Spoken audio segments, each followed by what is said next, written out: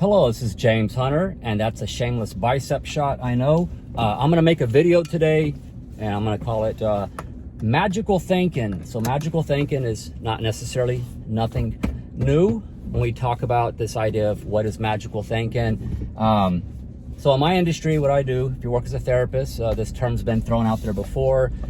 So one of the ways I like to use the word for my context, because you can fit this idea of magical thinking into different scenarios, right? So when I've worked with people who are wanting to change a bad habit or actually stop a bad habit, right? Well, which is change, yeah. So let's say they want to stop smoking cigarettes, for example. So an unhealthy behavior that intellectually, rationally, you know that doesn't end well, right? It undermines your health. And so people may go through the ambivalence of back and forth. Return of denial happens a lot. So let's say someone is ambivalent with completely stopping smoking tobacco cigarettes, right? So back in the day, when I had a studio, there was I guess it's like a gaming, bingo / gaming type place where people would go and basically play a type of like gambling, if you will. They play these machines, these kind of like slots and so on. So there would be older people out there taking breaks and smoking cigarettes. So as was the case, you know, I would occasionally interact with these individuals when I'd be going in and out of my studio. So one time I'm getting out of my truck, going in through my back door of my studio, and there's an older lady out there smoking a cigarette, and I said nothing to her. But sometimes I think people can get like anxiety in social situations based on how they think their behavior is being perceived.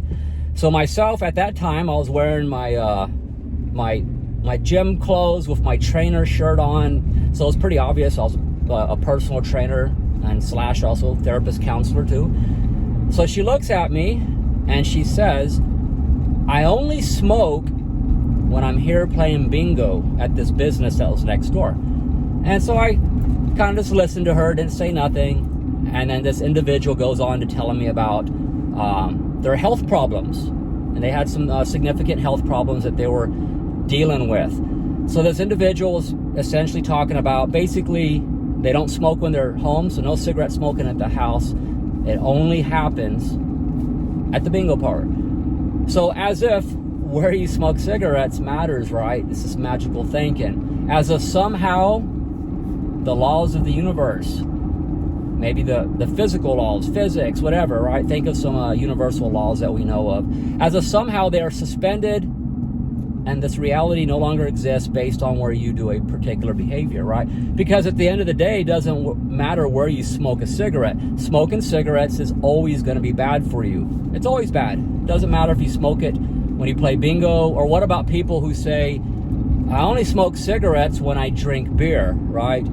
But then they drink beer 3 or 4 times a week, right? So there you go. So this is a bit of magical thinking. It's a bit of rationalizing. You can call it maybe a type of cognitive dissonance, to where instead of maintaining the truth about the behavior that cigarettes is always bad, it's the number one most modifiable risk factor, meaning that it's something that you can not start the behavior or you can stop it, that is preventable, and it's also responsible for premature disease decline and so on. You get it, COPD, atherosclerosis, and heart disease, so on and so on, that cigarette smoking can contribute to. So anyways, maintaining the truth about the behavior is better, because you're going to stay anxious about it, which is good.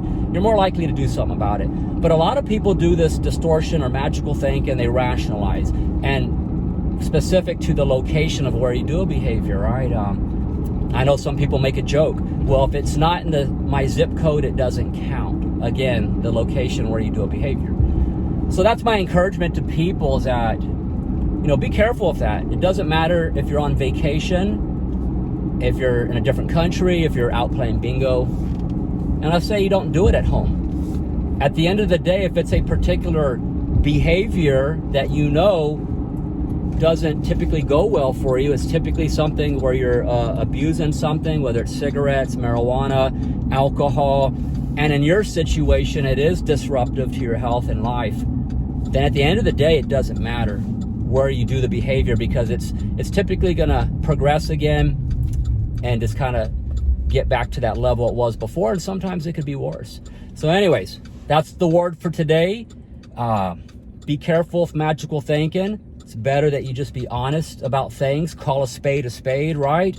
And yeah, maybe you do smoke it when you go to the bingo parlor, but at least you call it what it is, and perhaps you feel uncomfortable while you're doing said behavior. In this case, the example, smoking, because eventually maybe you might be compelled to actually put some things in place to not have to repeat that behavior anymore. So until I make another video, I hope everybody's having a good day. Today's hump day, Wednesday, right? So we're halfway through the week. Take care and have a good day. Bye-bye.